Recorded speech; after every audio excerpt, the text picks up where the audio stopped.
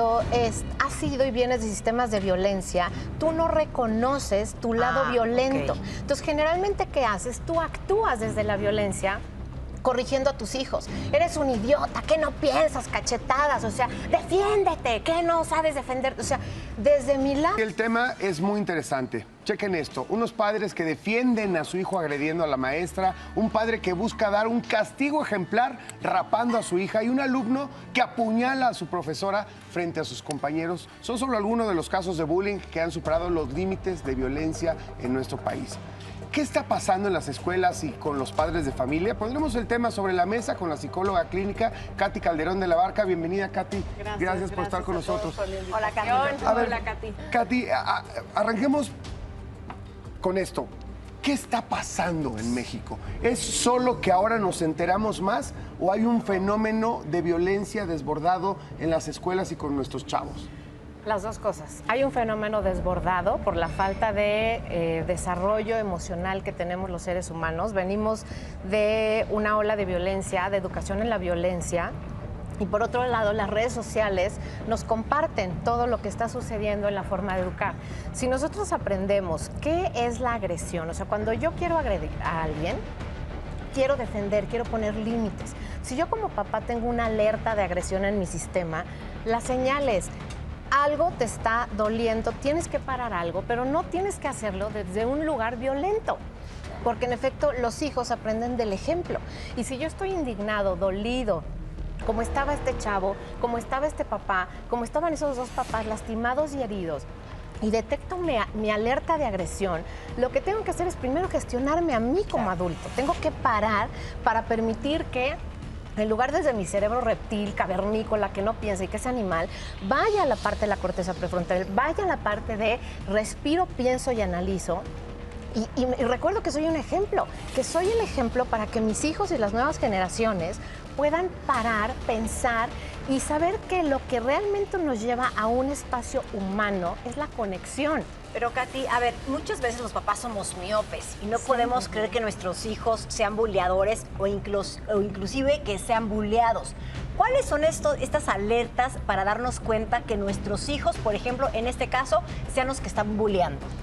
Bueno, generalmente, o sea, este es un punto bien difícil, Pau, porque tú de papá, cuando has sido y vienes de sistemas de violencia, tú no reconoces tu lado violento. Okay. Entonces, generalmente, ¿qué haces? Tú actúas desde la violencia corrigiendo a tus hijos. Eres un idiota, ¿qué no piensas? Cachetadas, o sea, defiéndete, ¿qué no sabes defenderte? O sea, desde mi lado agresivo no he reconocido que yo me siento asustado y lastimado. A los hombres los mutilamos emocionalmente desde hace generaciones atrás.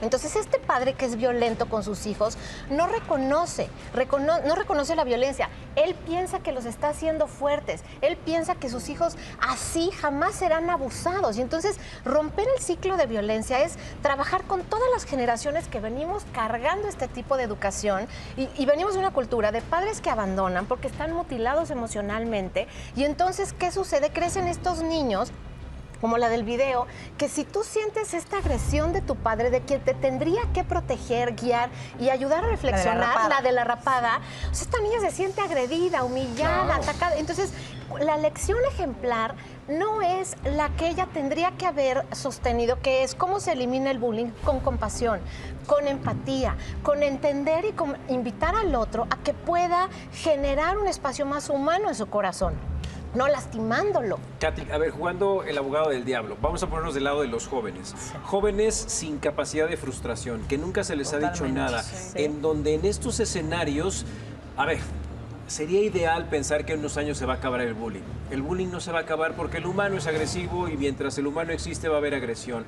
¿Cómo le hacemos para que las nuevas generaciones, quizá como lo hicimos la de nosotros, si tenías al buleador, si tenías al maestro que te trataba mal, si tenías a la persona que te agredía y no el trabajo incluso, ¿cómo le haces para ser más inteligente, ser resiliente, estar con los pies centrados y no agredir físicamente como fue con la puñalada, no agarrarte a golpes, no suicidarte. ¿Cómo hacemos más resistentes a nuestros jóvenes? Mira, de entrada yo lo que les diría es, tenemos que aprender la diferencia entre el enojo limpio y el enojo sucio. El enojo limpio tiene corazón y está anclado a nuestros valores. Ese enojo limpio, y les voy a dejar el link de mi página porque ahí está la diferencia explicado así con peras y manzanas.